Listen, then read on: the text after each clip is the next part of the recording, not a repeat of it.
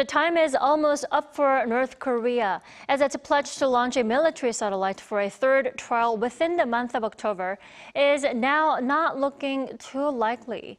We turn to Professor Brian Myers for the reasons why the launch may not be happening as planned. Welcome back. Thank you. Professor Myers, it's safe to say the launch is not happening, considering it's the last day of October today, right? Because there are no signs of or related activities were spotted anywhere. Yeah, it does seem unlikely at this point, especially considering that North Korea has said nothing to indicate it's going to launch in the next few hours. The regime does like to carry through on its launch pledges, and it has a pretty good record of doing so. But on the other hand, it's not going to let itself be boxed in by them or risk another failure because it's rushing things too much. So yeah, it doesn't look like we're going to be seeing a satellite launch today. Sure. Let's talk about the second launch attempt back in August. Now, that failed due to a malfunction with the rocket's third stage, which the North claimed was not a big deal. Then what could be the reason there's no third test yet? Is it because the North hasn't fixed that issue yet? Well, first of all, I'm sure those engineers and technicians are under a lot of pressure because the nuclear program is pretty much central to this regime's legitimacy, and it's had a pretty bad year.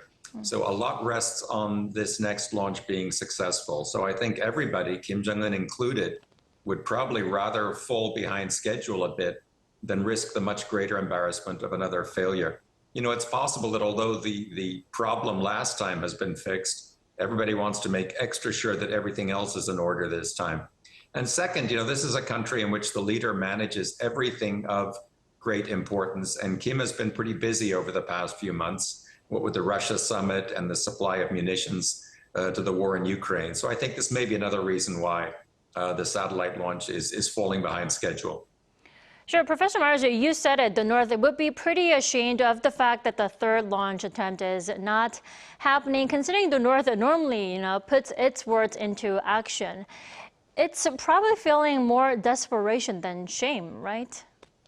Well, you know, I don't want to overestimate the importance of keeping promises like this. I don't think it's all that big a deal with the North Korean public. I think the North Korean man in the street has long since forgotten that pledge. And in any case, there's a personality cult in North Korea, which means that the leader himself is never held personally responsible for anything that goes wrong. So even if there is another launch and it fails, the domestic spin will be that the engineers let Kim Jong-un down. And I think even in Washington, D.C., nobody is now going to start claiming that the North Koreans are not serious about their nuclear program or that they're not going to get the job done at some point. Right, then how likely is it that Russia or Russian scientists have actually participated in preparing an upcoming launch attempt following Russia's promises to help Pyongyang with space technology?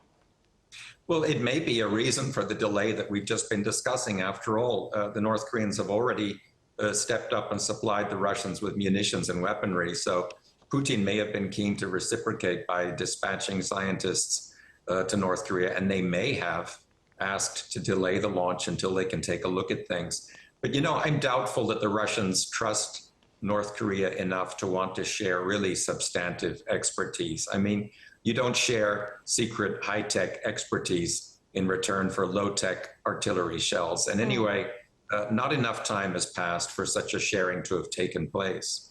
Right, in the end, it will be a fair exchange between the two sides. Now, our Choi Min-jung reported earlier, South Korea and the U.S. are conducting a large-scale aerial exercise this week. Professor Myers, that will probably bother North Korea, right? Yeah, I think it'll bother the North a bit more than usual. I mean, granted, military exercises have been taking place here annually for over half a century, so they are routine to a certain extent.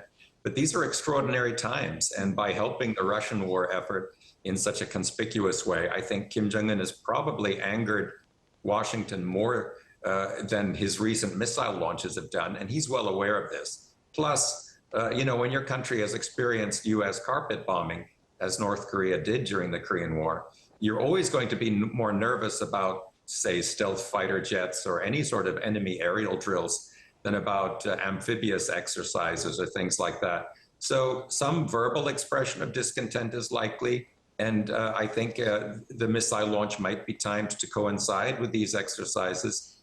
But I don't think North Korea is going to want to push its luck too far, considering that Washington already feels provoked by Kim Jong-un's support for Putin. Sure. The vigilant defense will go on until Friday. Let's keep a close eye on the regime's movement for the week. Thank you, Professor Myers, as always, for your insight and your time as well. Thank you for having me.